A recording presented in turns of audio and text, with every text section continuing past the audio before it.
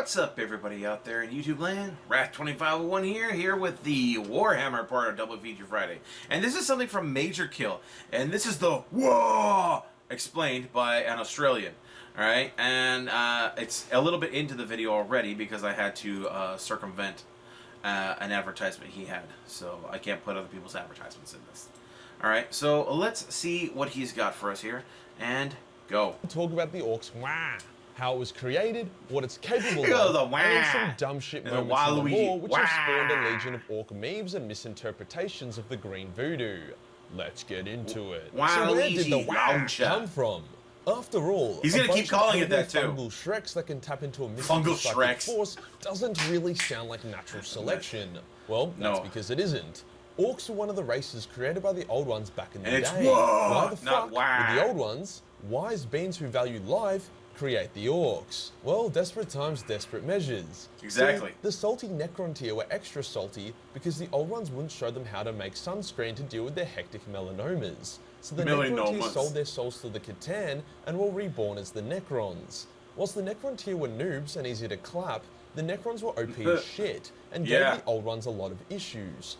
Originally, it was just the older Catan helping Necrons, as they were the Old Ones' #1 race. However, a bunch of pansy-ass space elves that breed slower than a woman going through menopause were unsurprisingly not good enough to deal with a bunch of soulless killer robots.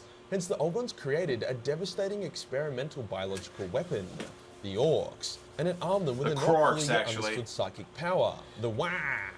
The Orcs, or Kroks as they were initially called when they were OP as shit, were very effective at fighting the Necrons. However, due to their crude and experimental nature, they would later become a gigantic pain in everyone's ass once the War in Heaven was over. Where does the WAAAGH come into this? Well, the WAAAGH is the fuel that feeds He's gonna keep going with this, isn't he? The Kroks were so big and powerful because their WAAAGH was so fucking extravagant. Not only were they recently spawned by the Old Ones, hence their WAAAGH was fresh, but they were fighting legions of zombie robots led by literal gods. Space Terminators. The battles were obscene, and there was constant death and war. This overclocked the shit out of their WAAAGH, hence why each Krork was the equivalent of a Primarch. I'm not joking, Pretty much. The War in Heaven was a wild time. However, once the War in Heaven was over, and the Necrons and the Catan were no longer around, the WAAAGH began to diminish. The Elder were not honourable opponents, and would often just orbitally bomb Orc strongholds instead of facing them in melee combat. These culling campaigns were a huge blow to any Krork's ego, and eventually they all shrank and devolved into the Orcs we all know and love today. From that example, we can get a pretty good understanding of how the WAAAGH works. It scales the power of the Orcs to what they're fighting. It's also said that the Elder played the Kroks against each other, dividing them into factions, fighting anyone causing weakening them even further. Good for their health. Another way to put the WAAAGH would be like imagining it as a type of hive mind, where the deeds of each Orc feeds into a WAAAGH, and then it's distributed amongst the rest of the Orcs. For example, when the Beast arose, who were a bunch of demi-Kroks not long after the Horus Heresy, their sheer girth empowered the WAAAGH to such an extent that Orcs that weren't even near the Beast at the time found themselves growing larger and smarter. Put it into perspective, during the Wars of the Beast, the Orcs were using diplomats, farming strategies, and even fucking attack moons, just to show examples of what the WAAAGH can really do. Damn. Fabius Bile once saw a Krork in Trezin's museum, and he noted that the monster's power armor was even more advanced than his. So that's the general gist of the WAAAGH, and why Orcs love fighting. Lots of Orcs in lots of battles means bigger and smarter Orcs, which means more better battles, and so on. Think of the WAAAGH like momentum.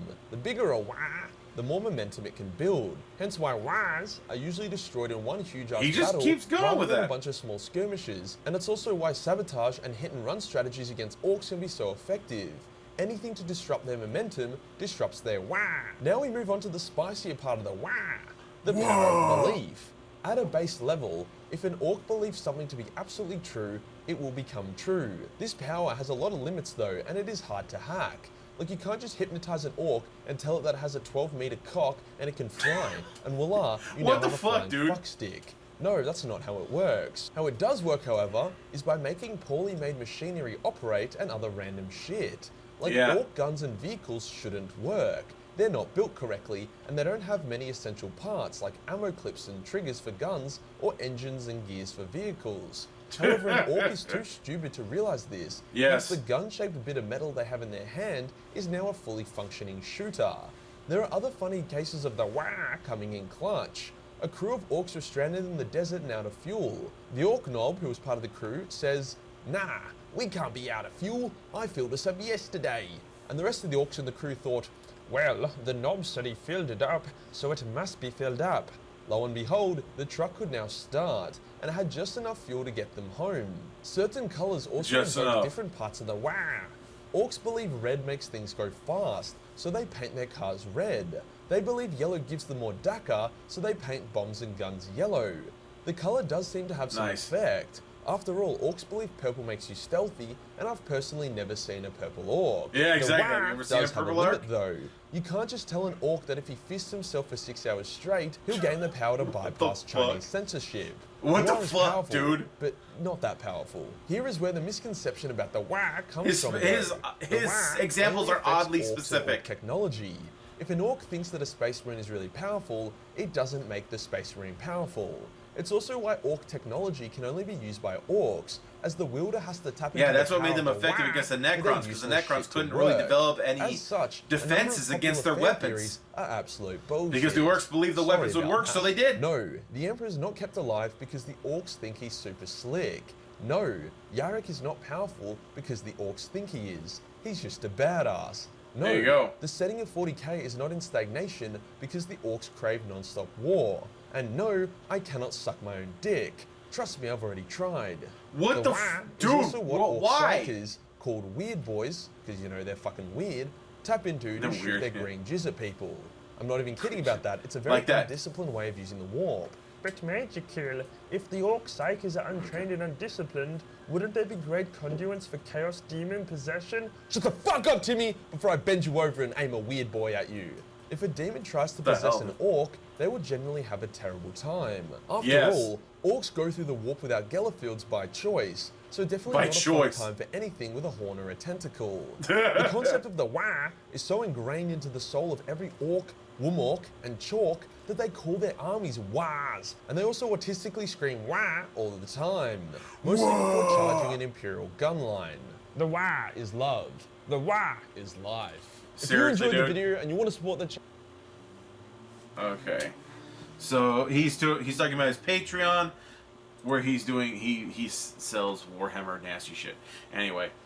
But yeah, and as far as I understand the story of Warhammer, the orcs are evolving again because they've gotten into a full-on war against High Fleet Leviathan, I believe it was. So the orcs are just gathering and now in one massive WAAAGH under the leadership of Gazgul Thraka, I think he's called. And he's like the prophet of Gork and Mork.